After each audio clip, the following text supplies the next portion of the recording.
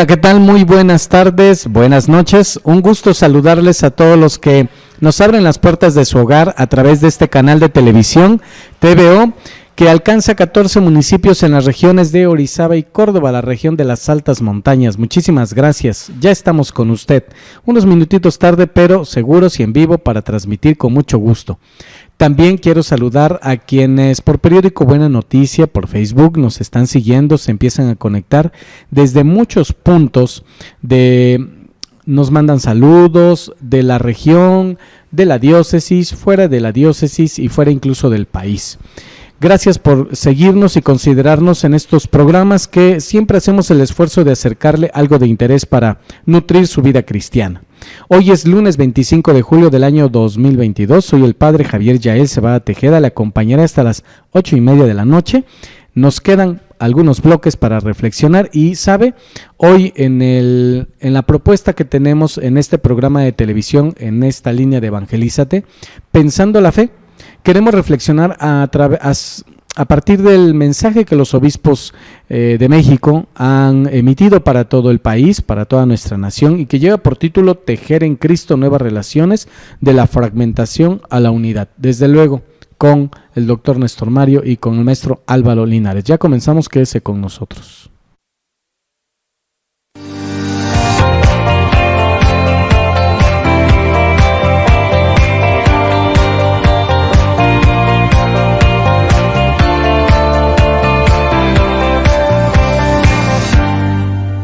Doctor Néstor Mario Mendoza y maestro Álvaro Linares, bienvenidos una vez más. Gracias, padre, muy amable, muchas gracias. A esta propuesta de Pensando la Fe, para todos ustedes que nos siguen, bienvenido Álvaro.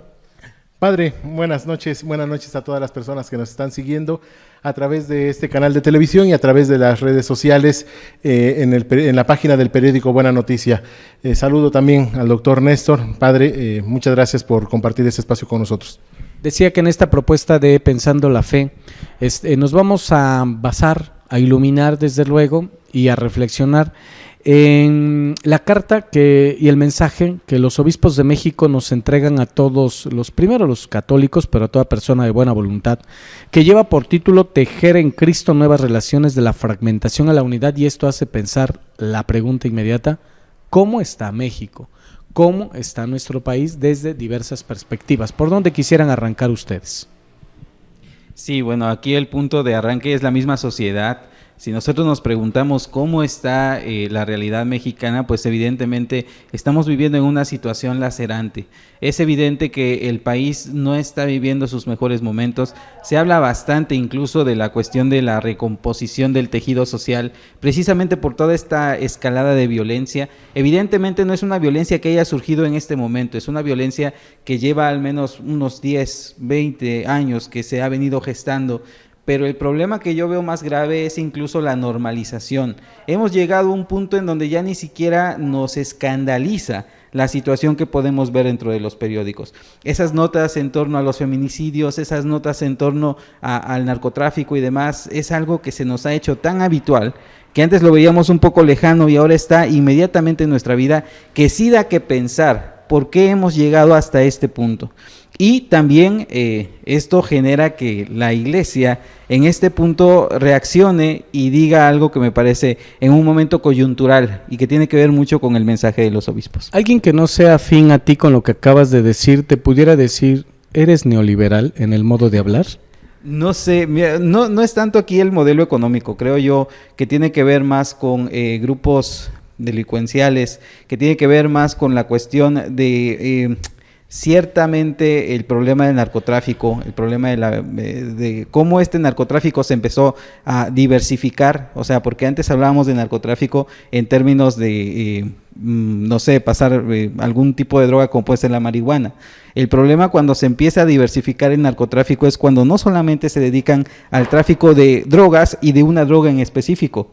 Ahorita, por más que se esté hablando, por decirlo, de la legalización de la marihuana, esto no va a solucionar el problema del narcotráfico, porque también se está traficando con cocaína, se está traficando con otro tipo de sustancias, y todavía más, que esos grupos delincuenciales también se han dedicado a secuestrar personas y demás. Entonces, no creo que tenga que ver propiamente con el discurso neoliberal, no tiene que ver propiamente con un modelo económico, sino con una forma de vida concreta que de alguna u otra manera está tan enraizada dentro de nuestro país que es difícil extirpar en las instituciones, en la sociedad y, por qué no decirlo, en los mismos gobiernos locales.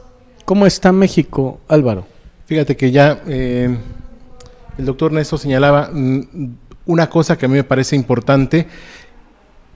Me parece importante por la gravedad que conlleva esta idea, que es el normalizar el horror. Ya hemos normalizado el horror, ya nos acostumbramos a las portadas de las notas rojas, que antes se le llamaba la nota roja, que ahora es la nota principal cotidiana de los diarios. Ya nos acostumbramos a las noticias cada vez más horrendas, nos hemos acostumbrado a esa horripilancia social, ¿verdad? Entonces creo que como cristianos, primero, no debemos perder esa sensibilidad como cristianos y como mexicanos. No debemos perder esa sensibilidad a que, así como vamos caminando como sociedad, no es el plan que nosotros tenemos en la propuesta cristiana. Primera cosa, o sea, no acostumbrarnos al horror. Esa es una primera idea.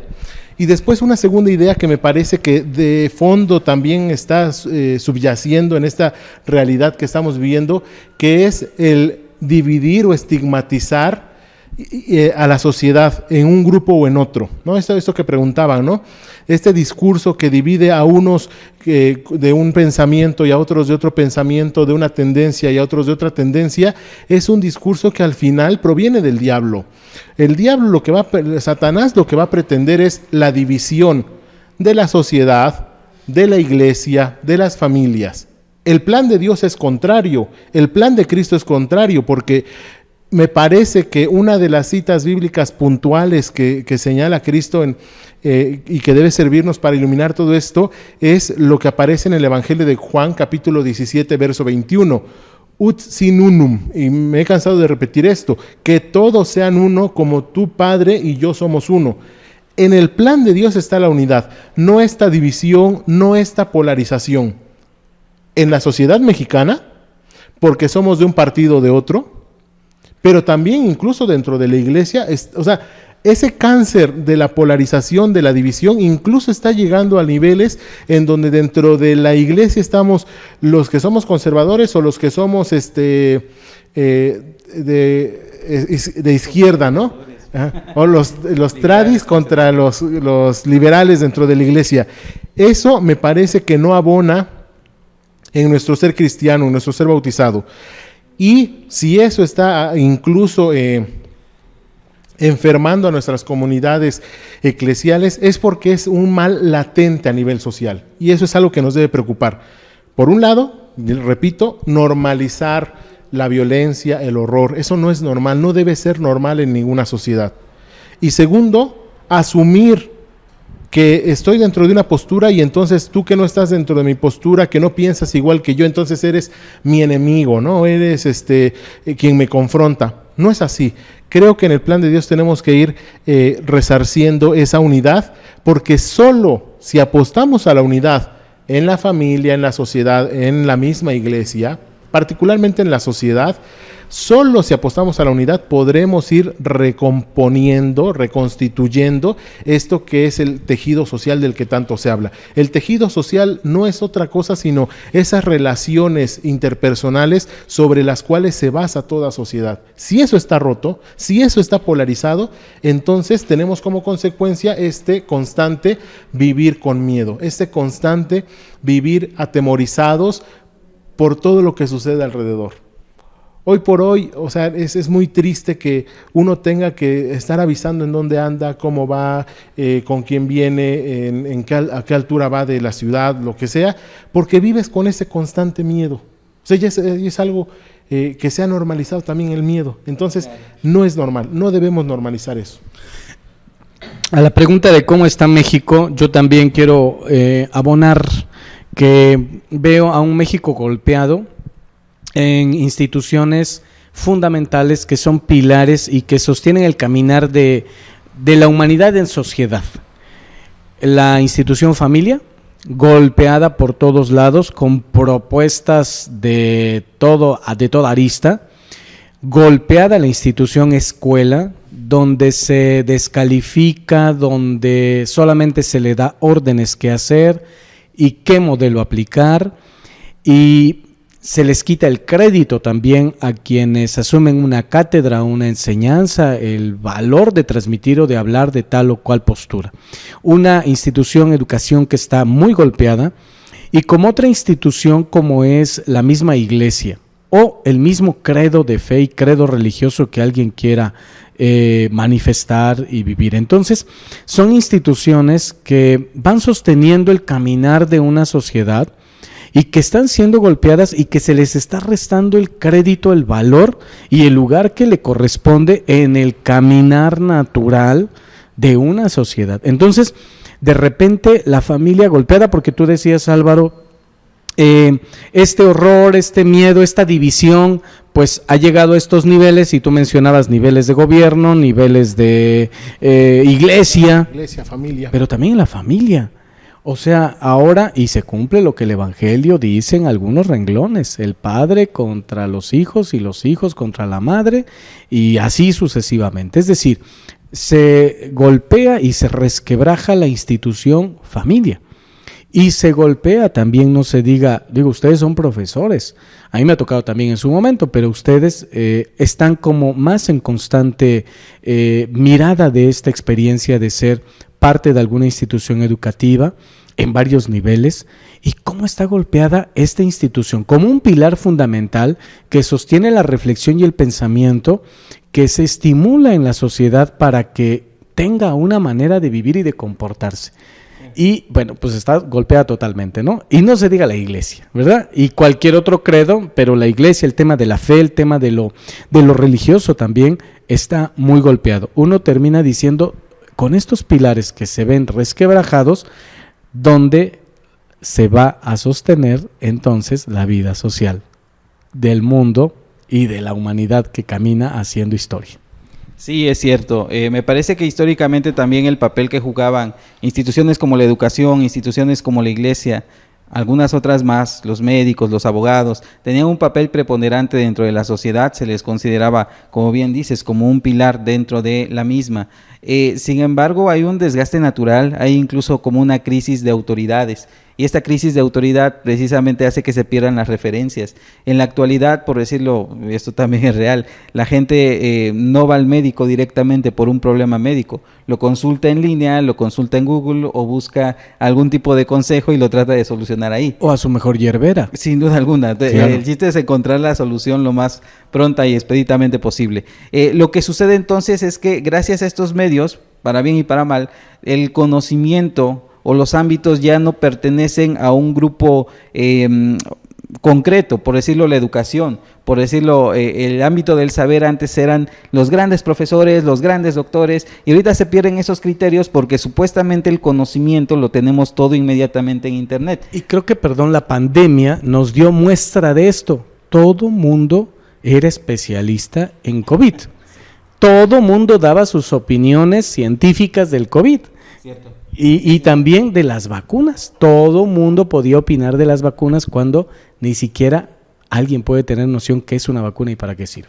Sí, exactamente. Ese es el problema en la actualidad. Yo creo que también el conocimiento, como las figuras de autoridad han perdido tanto ese papel que jugaban centralmente dentro de la misma, y ahora el problema es cómo recuperamos esa confianza. Vamos a hacer una pequeña pausa, ya hemos arrancado y estamos haciendo un acercamiento al mensaje. Entraremos después de la pausa de los señores obispos que estimulan jornada de oración por la paz. Ya volvemos.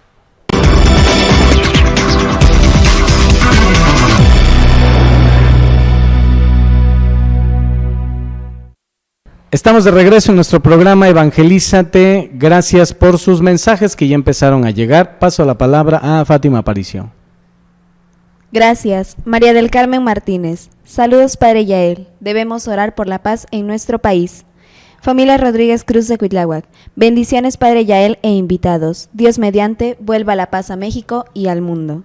Montserrat Maceda, saludos Padre Yael, como siempre, temas muy interesantes. Familia Belleira Valerio de Norte 8, en estos momentos es cuando más debemos pedir la paz. Familia Cruz Osorio, saludos y bendiciones desde Maltrata. ¿Podrían compartir por favor la oración por la paz? Gracias. Familia Reyes Larios, saludos Padre Yael, muy buen tema. Familia Cortés Rivera, todos los mexicanos soñamos con una nación donde reine la paz. Lulu Rodríguez, felicidades Padre Yael, un tema muy interesante. Andrés Cologua, saludos Padre Yael e invitados desde Iztac. Muchísimas gracias de verdad a quienes nos escriben y están atentos a esta reflexión que juntos queremos hacer con usted.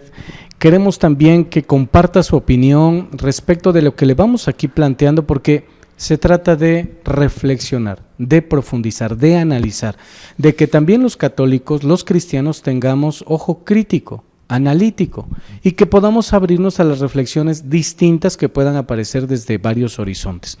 Como entro planteando un argumento espinoso, para usted que nos está siguiendo en cualquier punto, sea por televisión o por su móvil, sea por Facebook también, y lo comparto también con ustedes dos. Este argumento que en algún foro, en alguna lectura, por allí también, lo vi y creo que también es válido darle seguimiento, al menos en opinión. Fue necesario el asesinato de 2 sacerdotes para que los obispos levantaran la voz y que generaran todas estas movilizaciones que de suyo son nobles y amables y necesarias en todo el país, siendo que el tema del sufrimiento viene asentido ya por un tiempo atrás con suficiente ritmo serio?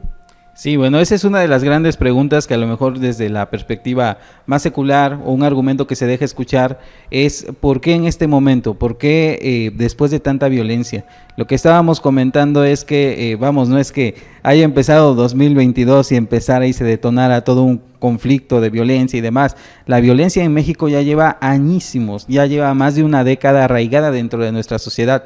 La gran pregunta es ¿por qué en este momento, por qué en esta coyuntura es que la Iglesia levanta más la voz?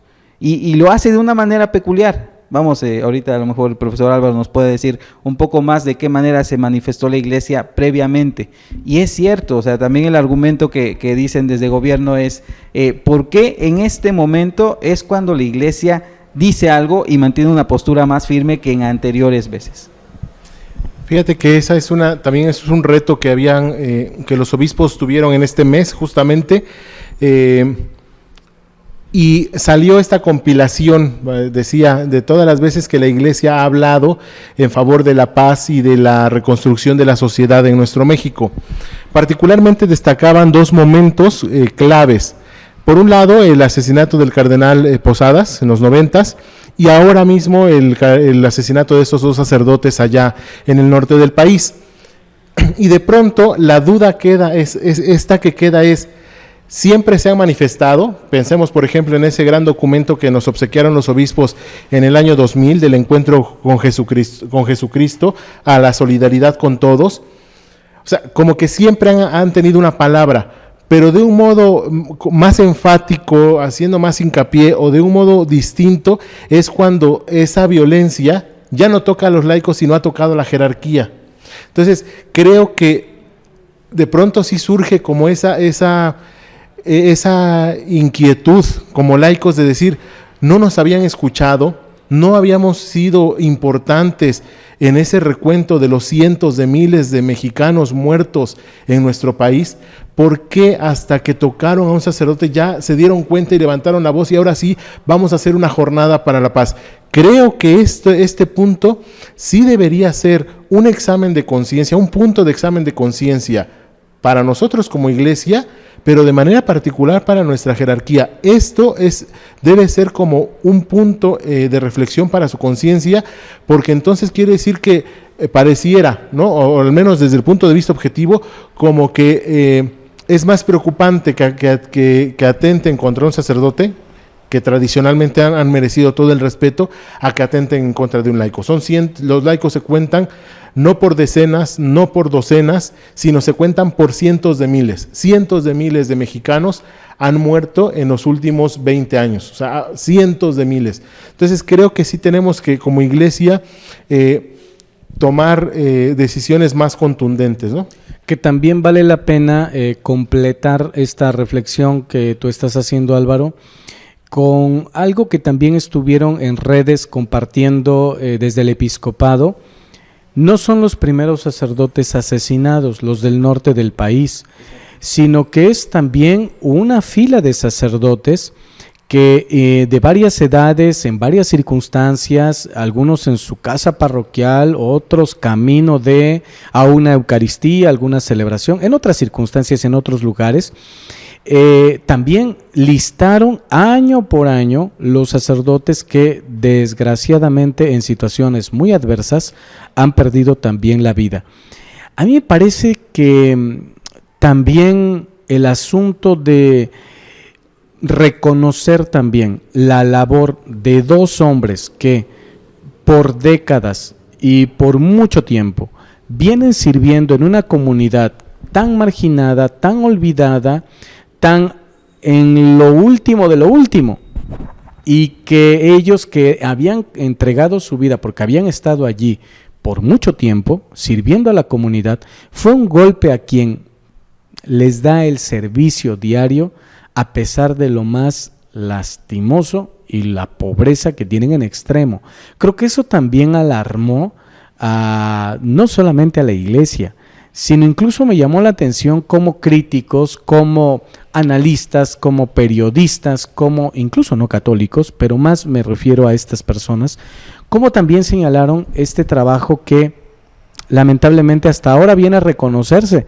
Cierto que quien entrega su vida por el Evangelio, de muchas formas, pues es reconocido pues ya que vivió una situación tan dramática. Entonces también habría que sumar esta otra parte, que no son los primeros sacerdotes asesinados o el cardenal en los 90s, como tú comentas, y bien, yo creo que también ese punto nos ayuda a considerar.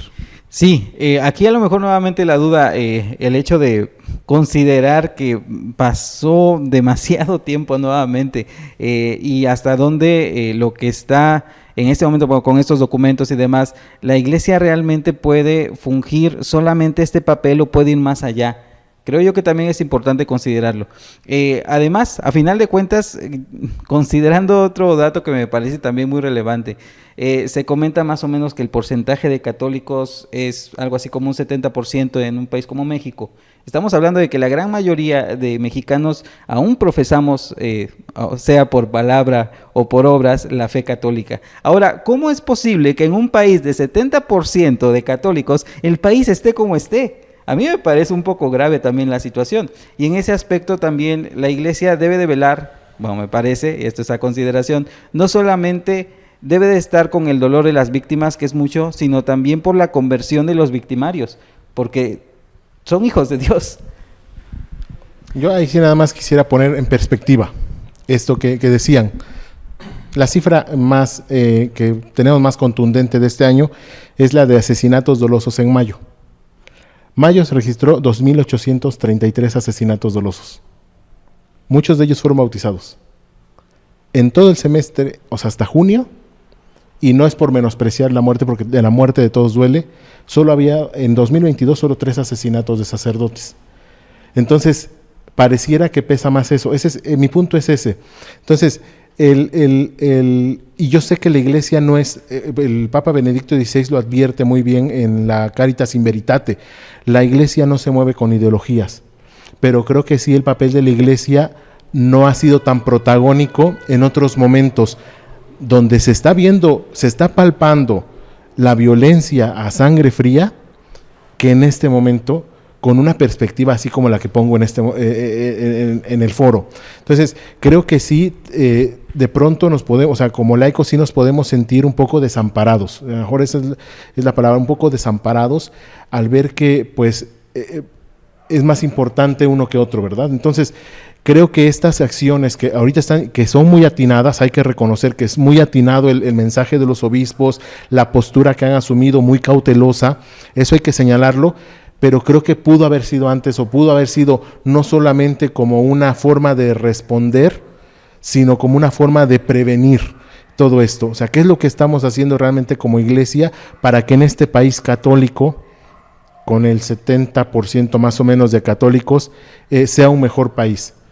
Fíjate, Álvaro y Néstor, en el diario vivir, ¿cuántos, por hablar de la jerarquía, por hablar de los sacerdotes, pero también pienso en las religiosas, los hombres de los claustros, mujeres de los claustros, como son las monjas, los monjes, los sacerdotes, los laicos, pero ahorita si estamos hablando de esto, a mí me hace pensar lo siguiente, que en el diario vivir, en un modo tan discreto, tan silencioso, van haciendo su labor por sembrar la paz, por defender, por cultivar la paz, por la justicia, pero me hace pensar al escucharlos que faltan acciones más en común, porque de repente podemos pensar...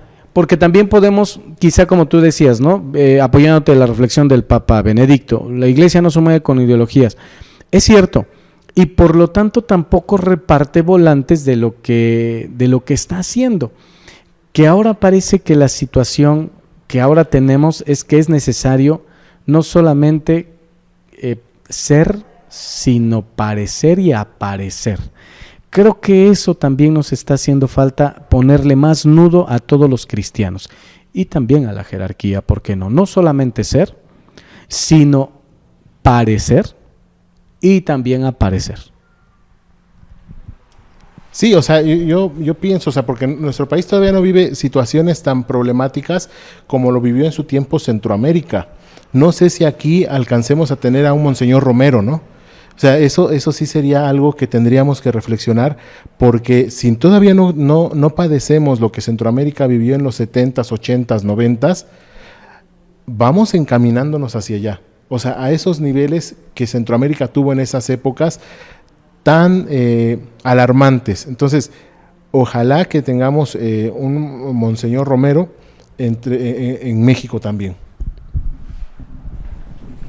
Bien, vamos a hacer un pequeño corte comercial. Creo que los comentarios sí dan como para que también usted se integre a la reflexión. Lo que queremos hacer es generar diálogo, generar reflexión y desde luego poner en la mesa de la reflexión pues todos los argumentos que pueden aparecer y que pueden enriquecer y que pueden ayudarnos a recordar el papel que como cristianos y bautizados tenemos en la sociedad. No se diga la jerarquía. Ya volvemos.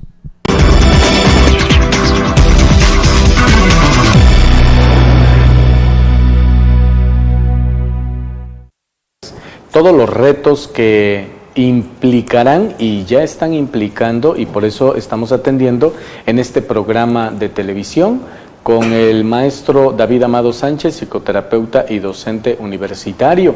Antes de ir al corte hicimos el planteamiento, las instituciones educativas, las empresas, pero nos vamos a centrar en los alumnos, en los colegios. ¿Qué deben revisar, atender, por dónde empezar ahora que se retomen, se regresen a clases presenciales? Sí, pues hay muchos aspectos, ¿no? El primero voy a empezar a abordarlo y para que nos los aprendamos, las 3 V, ¿no? Así, las 3 V. La primera, que el semáforo tiene que estar en verde, ¿no? Eso ya lo sabemos, ya lo dijeron las instancias de salud gubernamentales e internacionales, ¿no? Tenemos que estar en verde. El segundo aspecto, la segunda V, es verificar, ¿no? O sea, verificar que las instalaciones estén en perfectas condiciones para regresar, que los maestros ya todos estén vacunados, y no solo los maestros, los administrativos, toda la comunidad educativa, ¿no? Y el tercero, que se me hace el más importante, digo, no por dejar a un lado los otros, pero en este aspecto de la salud mental, la voluntad de regresar a clases, ¿no? Porque se está manejando una carta responsiva de los papás, ¿no? Porque ya las últimas noticias de ayer, antier, es que ya hay escuelas que ya hubo contagios, ¿no? Entonces, tendríamos que pues ahí está un foquito rojo, ¿no? Se prendió la alerta y entonces, ¿qué se va a hacer ahora, no? ¿Cuál es el protocolo que se va a seguir? Creo que aquí en la tercera V que manejas, ¿entra lo de las clases híbridas? O sea, es decir, yo decido no, pero no perder, entonces me sigo manteniendo en línea. Sí, de hecho hay escuelas que lo están manejando en esa modalidad, ¿no? Regresamos el ciclo escolar 2021-2022, empieza tal fecha en agosto, están ahorita determinando, creo que es 30 de agosto, en algunos estados va a variar, pero bueno, esa es la general, ¿no? Y entonces, si yo no quiero como papá firmar esa carta responsiva para que no vaya mi hijo presencialmente, tiene el beneficio de, ¿perdón? La opción. Sí, el beneficio de la opción de que la puede tomar virtual, ¿no? Ya es por las plataformas que ocupa el colegio. Entonces, también ese es otro aspecto que hay que considerar, ¿no? Yo la verdad desde ahora estoy considerando a los profesores porque se va a complicar más. Sí, bastante. O sea, yo creo que, como decimos popularmente, ¿no? Es doble chamba, ¿no? O sea, doble, triple, cuádruple trabajo, ¿no? Porque si de suyo ya las clases virtuales, ¿no? Han implicado también, pues, este desgaste, ¿no? Se habla hoy del síndrome del burnout, ¿no? Del síndrome del agotamiento, que no solo se padece, pues, en la docencia, sino en muchas áreas, ¿no? Y en otras empresas.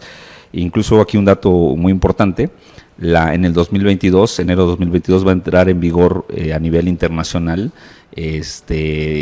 como tipo de riesgo psicosocial el síndrome del burnout a nivel internacional. Entonces, o sea, un maestro que dice, pues tuve que ir a ver al psiquiatra porque tengo una crisis de ansiedad, entonces ya está justificado, ¿no? Explícanos un poco para quien no identifique este síndrome. Sí, este síndrome, traducido es como el síndrome del quemado, ¿no? Del desgastado. ¿Cuáles son los síntomas de este síndrome? Pues de repente cuando dices ya no más, ¿no? O sea, ya me cansé, ya estoy, y viene incluso hasta con síntomas, ¿no? Dolor de espalda, el famoso estrés, o sea, todos estos aspectos que van dañando la salud física y emocional de la persona, ¿no? Ya no hay ganas. Ya no hay ganas, sí. Síndrome del burnout, ¿no? Burnout. Sí, claro. Bueno, pues pienso que sí es interesante atender este punto y desde este síndrome estar muy atentos, porque de que se está dando y se va a dar y con mucha efervescencia, pues es muy, muy evidente. Sí, está relacionado con lo que mencionaba hace un momento vamos a decirle así, el daño bidireccional, ¿no? En el caso de los alumnos con estas secuelas de las clases en línea y ahora, ¿no? Regresar pues con esta novedad, ¿no? De ya sea híbrida o ya sea presencial, ¿no? Pero con todo vamos a decir, lastre, ¿no? Que de alguna manera los aisló, ¿no? Los desconectó socialmente. Y esta resistencia a lo mejor a volver a convivir, ¿no? Estoy hablando a lo mejor de alumnos ya más grandes, los pequeñitos quizá no se les dificulte mucho, como tú decías, se extrañan el recreo, pero también el maestro, ¿no? O sea, ¿cómo llega el maestro? Y entonces ahí entra otro aspecto, respondiendo a la pregunta de hace un momento, que considero las escuelas necesitan, sería el segundo punto, aparte de las 3V, implementar un departamento de salud mental, que ya mencioné hace rato. Porque pues ok, llegan los alumnos, pero decía apenas un doctor que escuchaba en una conferencia, hay que llegar contando una historia, ¿no? O sea, no nada más que lleguen y sí, a ver, ¿dónde nos quedamos? Bueno, pues es el inicio de tal ciclo, empezamos con esta materia, o sea, no, cuéntame tu historia, ¿no? Es decir, ¿cómo llegas, no? Porque más de una persona, un alumno, perdió un familiar, ¿no? Se dice que la pandemia en México se murió 1 de cada 4 personas, según las estadísticas. Entonces es una cantidad exorbitante, ¿no? Mucha gente falleció y no podemos llegar a clases nada más y no pasó nada, o sea, ustedes tranquilos, empezamos, ¿no? No, o sea, ¿cuál es tu contexto? Reconectar a partir de la historia de lo que se vivió en este año. Sí.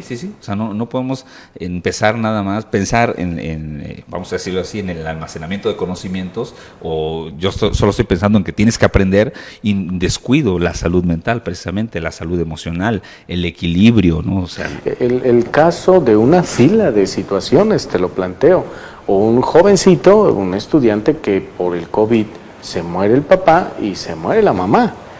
Y entonces, ¿cómo enfrenta este regreso a clases alguien así, como con estas magnitudes de situación? O sea, se debe atender también el duelo. Sí, claro, o sea, y es ahí es donde entraría el Departamento de Salud Mental, el Departamento Psicopedagógico que ya muchas escuelas tienen y que han apostado por esta área, ¿no? Y considero que aquí entra otro aspecto muy importante en México, ¿no? Que somos una cultura paliativa más que preventiva, ¿no? Y todos estos departamentos, estas áreas de trabajo en una escuela, en una empresa, buscan precisamente prevenir, ¿no? Porque lo que hemos mencionado en otros aspectos o en otros temas, ¿no? Cuando vamos al dentista, pues cuando la muela ya casi te está colgando, ¿no? O sea, dices, a ver, espérate, ¿no? O sea, y cuando vamos al psicólogo, cuando ya decimos, no aguanto más esta familia o esta casa, qué sé yo, ¿no? Entonces, creo que tenemos que una de las enseñanzas que nos tendría que haber dejado la pandemia en esta ganancia, en este binomio ganancia-pérdida, sería el hecho de que necesitamos cuidarnos, o sea, cuidarnos. Ser más preventivos. Exactamente, ¿no? Que más paliativos. Sí, más que paliativos, porque pues ya que estamos enfermos, ya que estamos dañados, ya queremos curarnos, ¿no? Ahora, ¿estás de acuerdo que el retorno es paso a paso, es gradual y que debe tener como punto de partida y como base la persona? Sí. Antes que los contenidos. Indudablemente, o sea, hoy más que nunca necesitamos centrar nuestra educación en una educación humanizante. Incluso hoy se habla de un poshumanismo, ¿no? Porque, no podemos educar a la silla, ¿no? Al pizarrón, o sea, se educa a la persona, ¿no? Y creo que el centro de la enseñanza radica en a quién estoy atendiendo. O sea, que no se me olvide que es un ser humano, ¿no? Que tiene, que padece, que sufre, que trae esta historia de duelo, ¿no? Del que perdió su familiar, ¿no? Hubo un encuentro que se llamó Voces de la Pandemia en el estado de Puebla y una alumna en virtual, fue en virtual, yo era moderador y ahí hizo su catarsis, se le murió toda su familia de COVID también, o sea, no solo su mamá, su papá, sus abuelos, ¿no? Mucha gente. No, y así, y es interesante lo que estás tú planteando, ojalá y los profesores, las familias, digamos, consideremos mucho esto, porque el retorno será interesante y luego toda esta compilación, ¿qué hacemos con todas estas historias? Sí. ¿Cómo las acompañamos? Voy a hacer una pequeña pausa comercial. Si usted tiene alguna pregunta, alguna intervención que nutra, enriquezca nuestro programa, adelante, bienvenidos, ya volvemos.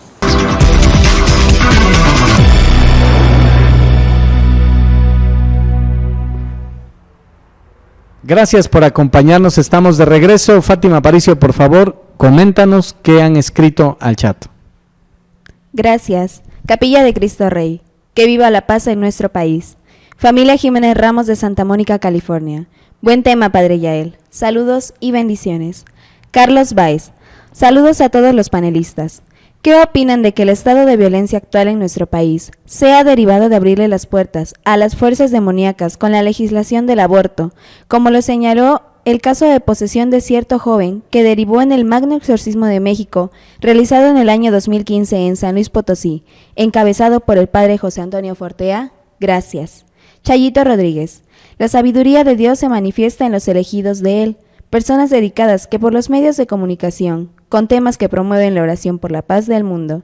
Felicitaciones, Padre Yael, e invitados. Familia Gallardo Díaz de Barcelona. Abrazo fraterno a la nación mexicana.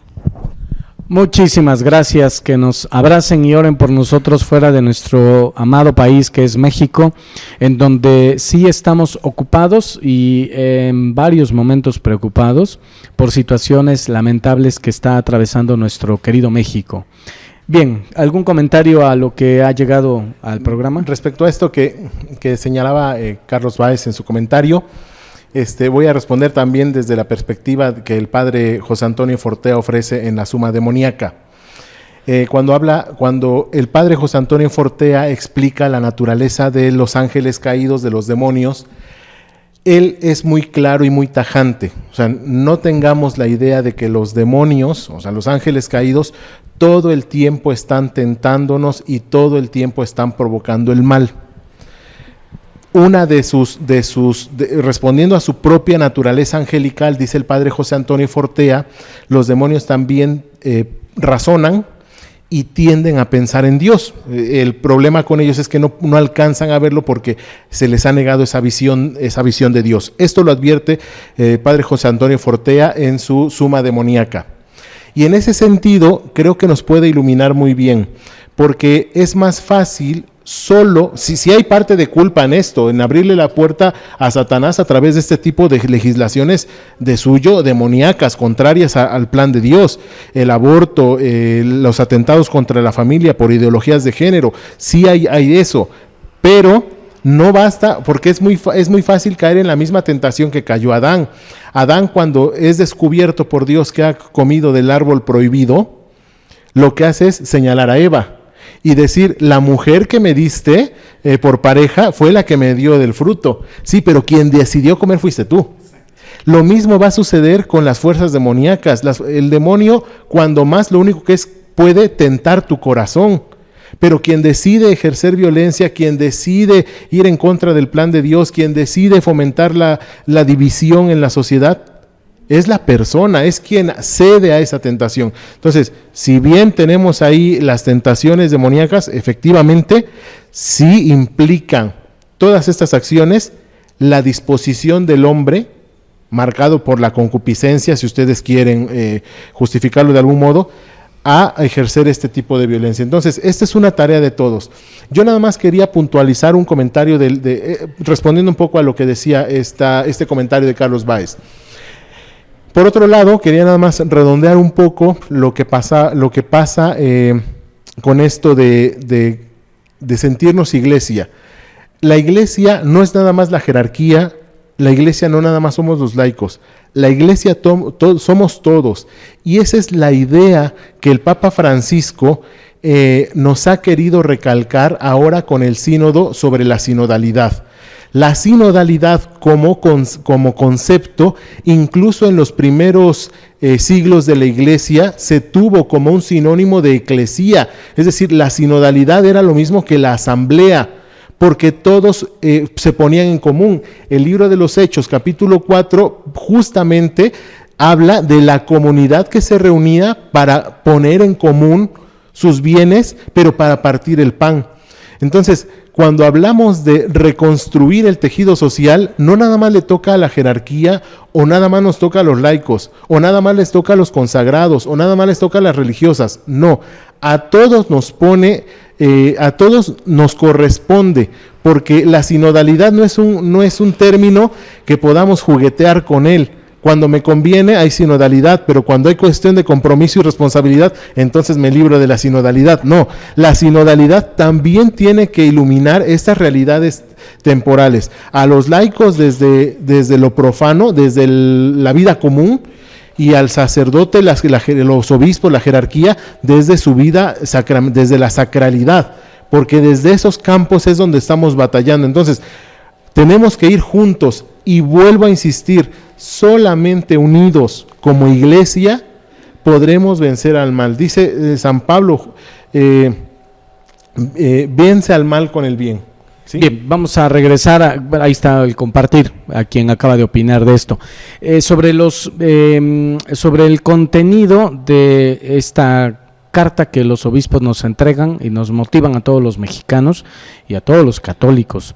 Los signos de oración por la paz durante todo el mes de julio, la jornada de oración por los victimarios el 31 de julio, que en un modo muy peculiar sí aparece destacada para toda la nación. El dedicar, esto sí me parece algo sí contundente, y que se pida, como en la oración de la paz que hacemos, el don de la conversión a quienes provocan sufrimiento y muerte en muchas personas.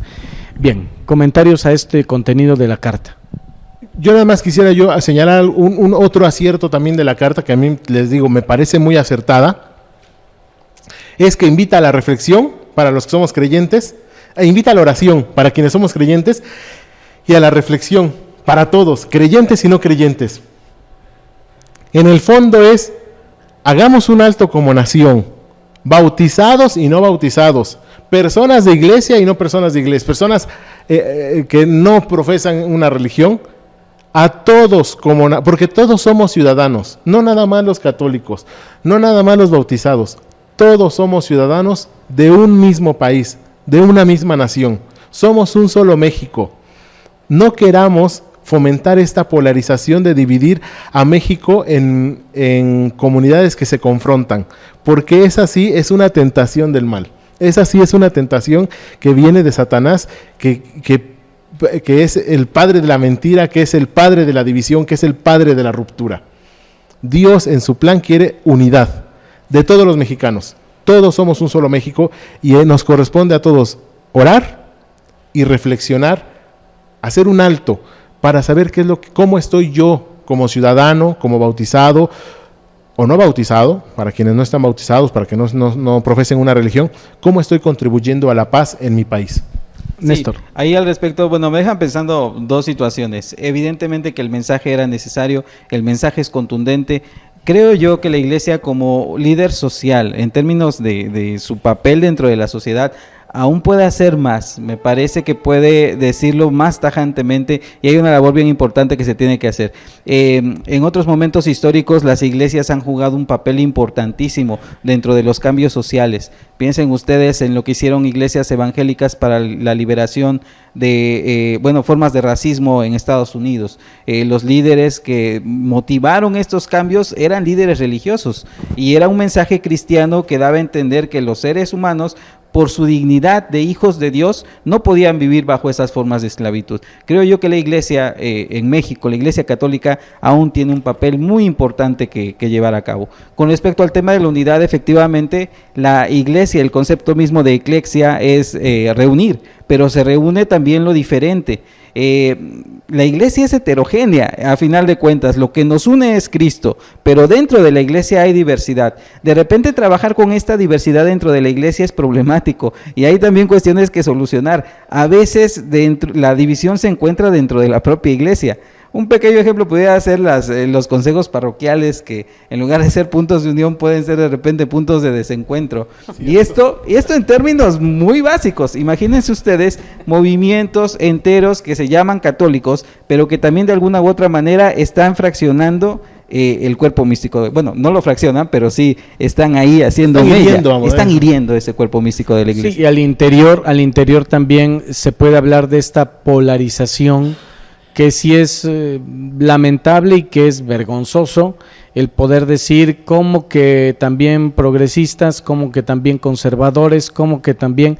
Y la misma Escritura ya nos narra estas situaciones que también tienen la comunidad primitiva, cuando de repente pierden el hilo conductor Cristo y de repente dicen, no, pues yo soy de Santiago, yo soy de Apolo, yo soy de Pedro, porque de momento pues se pierde y alguno puede decir, yo soy más fiel a mi fundador que a Cristo, puedo ser más fiel a tal o cual que a Cristo. Entonces esta situación también nos obedece a una reflexión seria al interior de la Iglesia.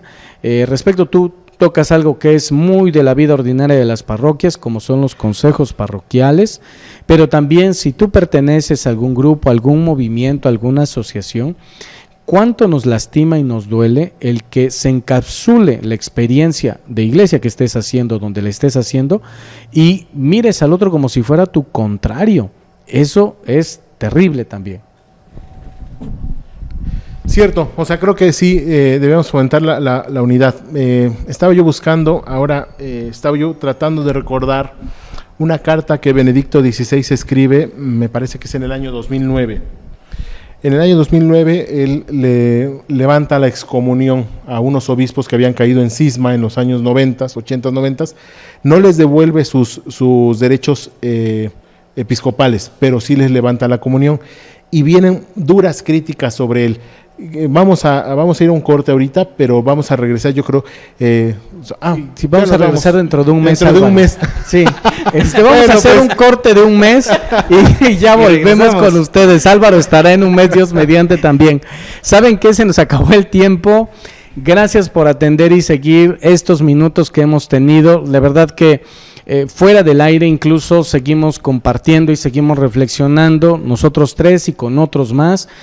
Lo que queremos es que generemos diálogo, reflexión, que compartamos nuestros puntos de vista y no perder de vista que somos parte de una misma iglesia donde a la cabeza está Cristo y que también tenemos una estructura muy clara donde no perdernos para que identifiquemos que vamos todos en la misma barca. El Papa Francisco nos ha ayudado con esta bellísima imagen a decir todos vamos en el mar con todas las turbulencias y con todas las situaciones, pero vamos en la misma barca.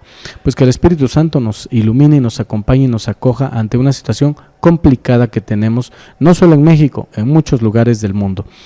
Soy el padre Javier Yael, le deseo una feliz noche. Gracias, doctor Néstor, gracias maestro Álvaro. Gracias, a seguir orando por la paz y por la unidad. Así es, y también en nuestras parroquias y comunidades y en las diócesis a colaborar con estas acciones eficaces por la paz. Que tenga feliz noche, Dios nos permite encontrarnos el próximo lunes.